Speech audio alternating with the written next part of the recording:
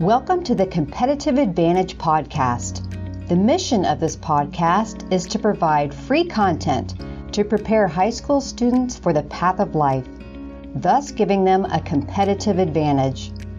Archbishop Alter High School is proud to serve as your host for this program. Hi, today I'm fortunate to be speaking with Sharon Talarczyk, who is the director of the Taylor Resource Center here at Archbishop Alter High School. There are many impressive facts that can be shared relative to the center, but probably the most impressive is the correlation between the inception of the center and scholarship growth. When the center opened in 2009, the graduating class of 2010 amassed $3.3 million in scholarships offered, and last year the class of 2017 was offered $19.5 million in scholarship. Really impressive growth by any standard. And I know a lot of factors played into that growth, but the things that are taught, learned, and shared here in the Taylor Resource Center are an important piece. Today on the Competitive Advantage, we want to pass along some of that information to all of you. So let's jump on in. Sharon, welcome to the program. All right. Thank you, Rick. So the first question I have is, and I've actually seen this in action in areas of organization and time management. I know you help a lot of students individually with this skill. What are a few tips or tricks that you could pass on to our listeners to help them in this area? Right. So anytime a student starts high school and they have a lot more classes, a lot more teachers to try to organize, it can be a challenge.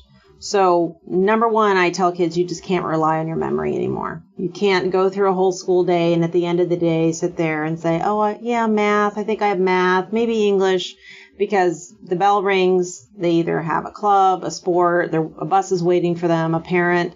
Right. So they need somewhere that they can quickly have that information. So what I encourage all kids to do is to use a planner, and that might be an actual physical notebook that they carry around, some kind of little journal, or on their laptop. So that's just somewhere to organize what their daily homework is, and then to have reminders about an upcoming test or a long-term project. So folders, and I'm speaking specifically on two different children that I saw. One used the folders on their computer in the saved area, and then the other ones use like colored folders actually in their backpack. Right. And that's sort of those are sort of two, whatever you're more comfortable with, whatever you have access to, they might be able to use one of those two ways. How do you have them organize, folders, whether they're on their computer or in the backpack? Right. So they just need to find something that works for them. So if a parent says or goes out and buys all these different, coordinating or a 3-ring binder or whatever, that might work for that parent, but that may not be the best way for the child. So the student needs to work with the parent. The parent can certainly suggest things. And some things that I have suggested to kids would be maybe a 3-ring binder. You might have a morning binder with, separated by dividers with each class. And then an afternoon binder, which they could easily switch out at lunchtime. Some prefer, kids like an accordion file folder that you've seen. You open it up and then each different subject is labeled and then they can put everything in there. The handouts, because some teachers might 3-hole punch things, some teachers may not. And then this way you don't have to worry about that. Some kids just like having a separate pocket folder and then a coordinating same color, smaller individual like 3-ring notebook. So it really doesn't matter. It just has to be something that they feel comfortable with and that they can use and the organization makes sense to them. So it's not going to be something that the parent can pick anymore. It's just finding a strategy that the kid enjoys and works. Oh, that's great. So in grade school, you mentioned, the parents working side by side with the kid. I know parents seem to handle most of the communication with teachers. And now all of a sudden here in high school, that responsibility begins to shift to the student.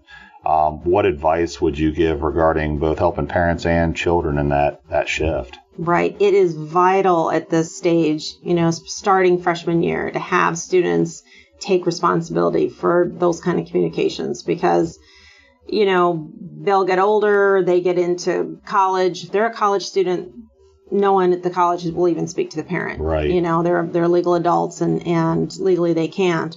So it has to start now. And what I would encourage the parent is you can talk to the child. So about what they need to communicate with their teachers. So if they know, or it could be a coach, like if they know they're going to miss a practice or they're going to be late, parents should not be emailing or texting the coach. That should be done from the student or the athlete.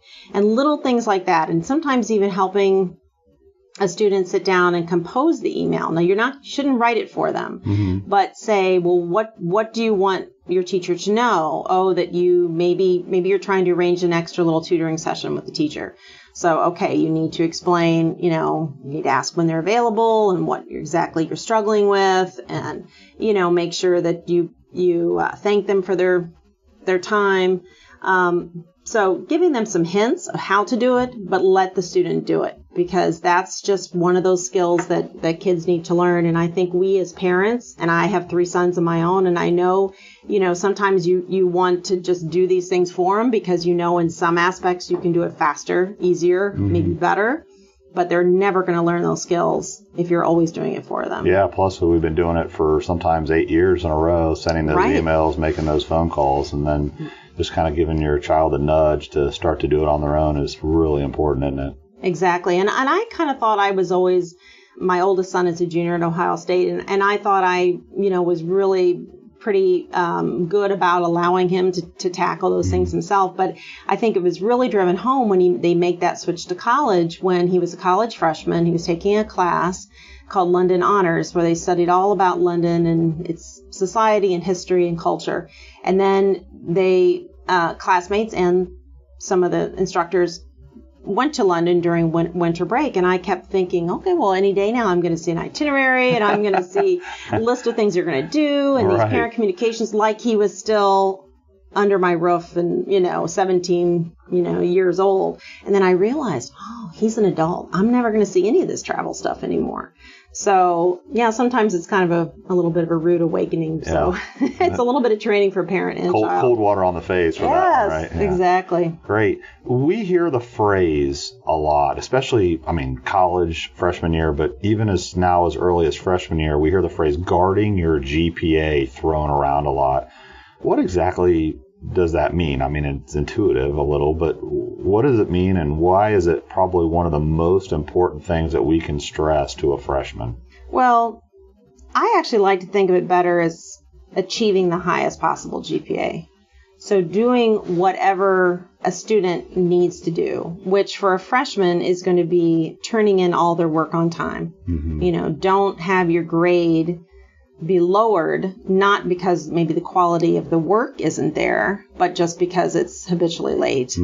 Making sure that they study really thoroughly for tests, taking advantage of any retake or test correction opportunities that a teacher may present, any extra credit. So starting with a really strong foundation, with a strong GPA your freshman year, is just critical. And I think a lot of students don't realize that if they don't do some of those, strategies I just said and end up, kind of in the hole, it's really hard to dig yourself out of. Right. It can be done. You're going to see an improvement in that GPA as your grades improve, but it may never get to where you want it to be just because you started off, at a lower point. I sometimes think back, and again, this is a long time ago, but I was on quarters when I was in college, and I graduated after 4 years with a 3.12, which, that's fine. That's workable.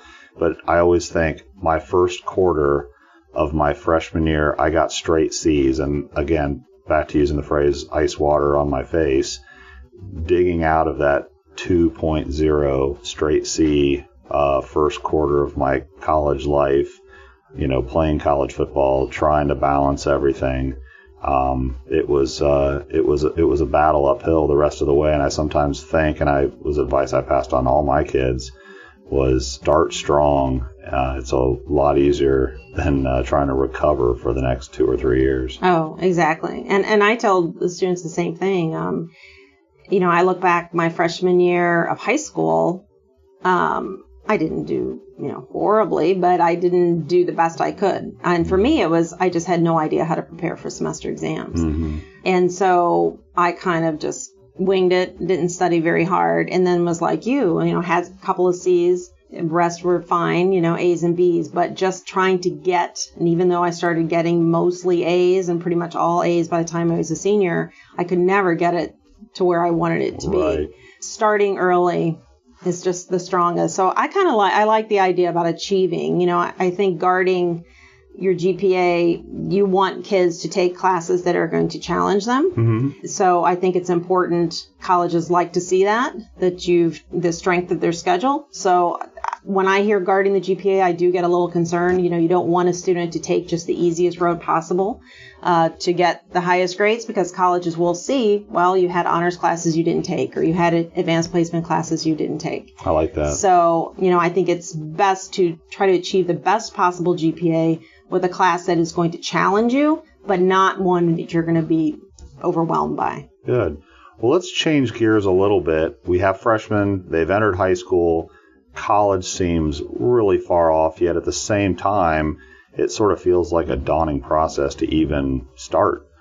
And what advice or what information would you pass along for how do you recommend that people even begin the college search? Right. It seems kind of strange, but the more I've been working in the Taylor Center with students and just helping my own children, I have a senior as well in high school and then a freshman in high school, I begin to think of it more as maybe what do you want to do when you grow up? Looking at like the end result and then working backwards. So if a student has some inkling of what they'd like to do for a career, and even if they don't know exactly what kind of job, but maybe something in healthcare or maybe something in business or in design, then you can explore those careers. And there's various ways. There's some great, online career inventories that students can take that match up their skills and their interests to jobs. And then take a look at, well, what majors get you there? Because I don't think students realize that, you could have 3 or 4 different majors all end up in a similar occupation, and then what schools offer those majors. I love that phrase, begin with the end in mind. So it's sort of like what you're asking the student to do is start to look at what is the end goal. What do they want to study? What career, what degree might they want to pursue at some point, and then back it up and then begin researching that way, rather than just throwing a dart at a dartboard saying, I'll try this school. Let's see if they have what I like. Right. Exactly. Start to think about what I like and what I want to do. Right. Then where I go becomes a little clearer. Right. And I always tell kids now, that's not to say, and don't panic, because I didn't know what I was an undeclared major. I didn't know what I wanted to do when I went to college. And you don't have to know. That's fine. You don't have to know exactly. You're going to be taking a lot of general education credits. However, if you at least have an inkling, that's helpful. Right. I've been working with a student who's a freshman, and she's very passionate about marine biology. Well, that's great to know, right? I mean, she's going to look at the coast, both coast. She's not going to be looking at, maybe Ohio State or University of Dayton. They're just not going to offer that major. So if you just kind of know that, like if you know it's something very specific, and then you're going to have to really look at a specific school to obtain that degree, that's the best. How do they start finding those kinds of schools? I mean, Google seems kind of cliche to say Google it, but are there other tools that you've had kids look at, or is there a career inventory that you like? I mean, some of those little tools that are out there for people to utilize, what are some of those tools? Right. So as far as researching a career, probably the site that I like the best here in Ohio is called Ohio Career Information Systems. And it's something students can come and take in our center. For example, there's a couple different profiles. There's one that I like to use for freshmen and sophomores that are more kind of personality and skill kind of based questions. Okay. And another one is more kind of workplace scenario type questions I like to use for more juniors and seniors. But they both will get the students to a cluster of jobs. So again, like healthcare or business or engineering. And then from there, computer science. And then from there, it'll list all the different types of occupations. Oh, wow. And the thing that's really great is from there, then it just keeps opening. It's like an onion, just keep peeling the layers back. But you could look at things like what are common work activities? Because a student might know of a job, they might have heard the term like, oh, occupational therapy. I think I kind of know what that is. But on a day-to-day basis, what does an occupational therapist do? Are they traveling? Are they working in a home? Do they have, a hospital setting? Exactly what do they do? And then education and training. What's the level of education and training involved? Also gives information about wages here in Ohio, and then you can also check any state and look throughout the country, as well as what's the occupation outlook. Is it a growing field? Is it, moderate? Kind of give you an idea of the annual openings. And finally, what I really love is a section called Helpful High School Courses. So what are classes that, if they're a freshman or sophomore or even a junior, they take this assessment and they start to think, oh yeah, interior design really sounds interesting to me. What are some classes they should be looking for to take in their remaining years in high school to kind of prepare them for that idea?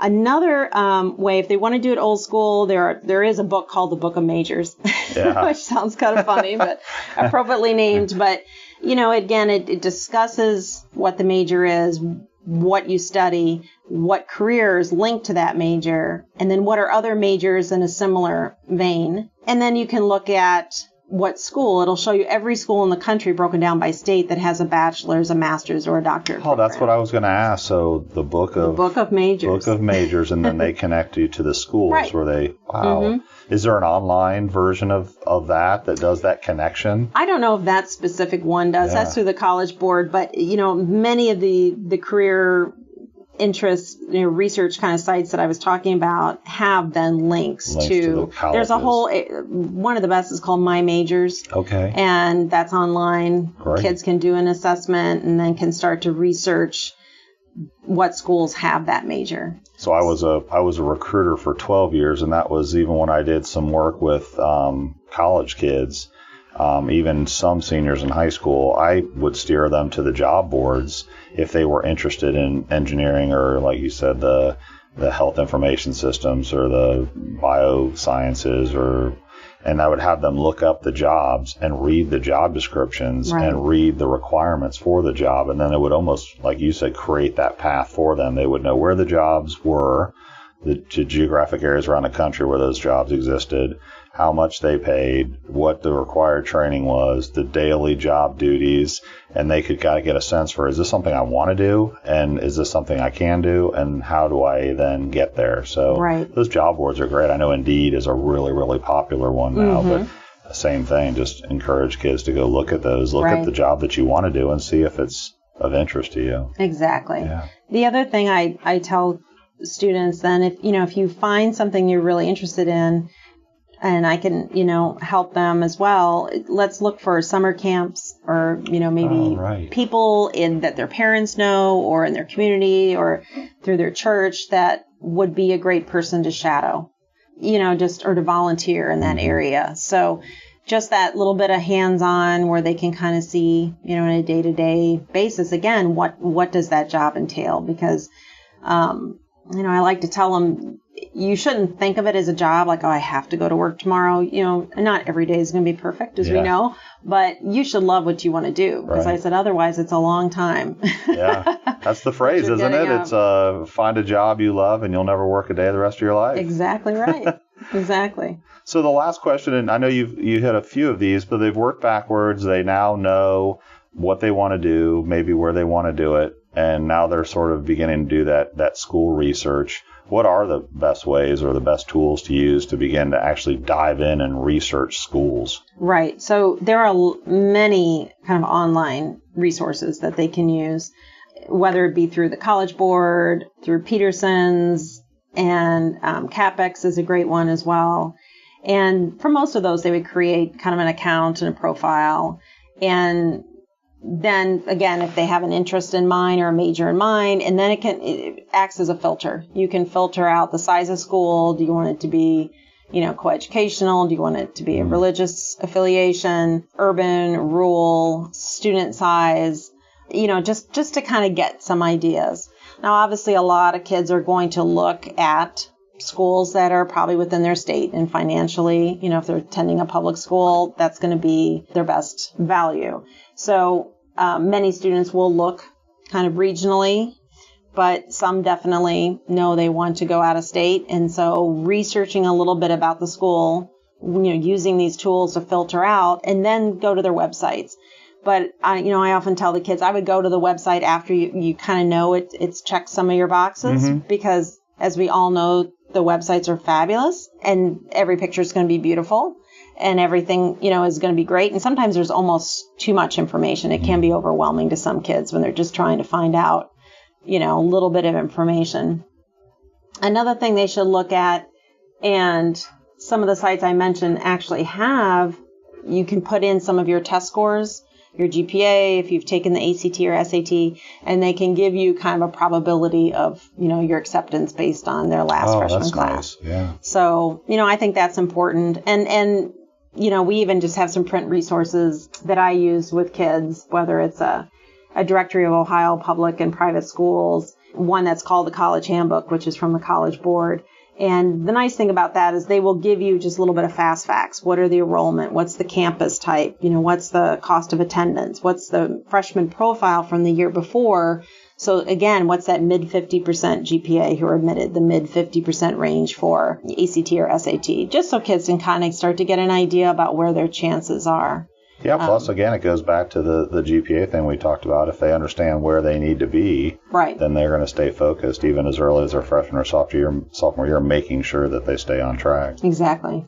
So that sort of leads me to my last question. It could just be a little catch-all, but what are some of the most important things that a freshman or sophomore in high school can do now if their goal is to attend the college of their choice? Right. I think number one is develop good study habits. This is still a time in high school. You're going to make mistakes. Teachers know it. Parents should remember it because they did. I know I did, right? You did. Right. We heard about you. And I was the same way my freshman year. So develop these now, because when they do go to college, mom and dad's not going to be there to remind them to study for this or bring their math book home or whatever it is. So develop those study habits. The second is to achieve that best GPA possible, just to give the student the best possible, choices for schools. And I would say get involved, get involved in high school. Take the opportunities that are there, whether it's a sport, a club, a service, a part-time job. Colleges like to see that students have been involved, and they like to see that they've taken advantage of the opportunities. I think they know that kids are busy. So it's okay if you really are into, let's say, one thing, really into dance, and you haven't done many scholastic type of sports, through your school, that's fine. But they want to see that you've stuck with something, at least one thing, and that you're passionate about it. And I tell kids too, don't overlook high school. It's such a fabulous time. Don't be looking at high school as just a vehicle to get to college. It's a lot of wonderful memories you're going to have, and hopefully some lifelong friends. And it's just kind of a time to finish that. I wouldn't say finish, but continue with your maturity. So, don't overlook it. Enjoy it. Great. Well, this has been really, really helpful information. I hope we can circle back with you. I think there's some other areas that we obviously want to move towards with stuff in the junior and senior year, but I want to thank you for your time kind of kicking this thing off and helping some of our freshman and sophomore students and families gain a competitive advantage. Well, great. Thank you very much. We hope you enjoyed today's edition of The Competitive Advantage. Please be sure to click on the show notes for supplementary materials and helpful links to more information from today's podcast. We want to make this as interactive and as valuable as possible. So if you have any questions, comments, feedback, or ideas for future episodes, please email us at podcast@alterhs.org. Thank you again for joining us.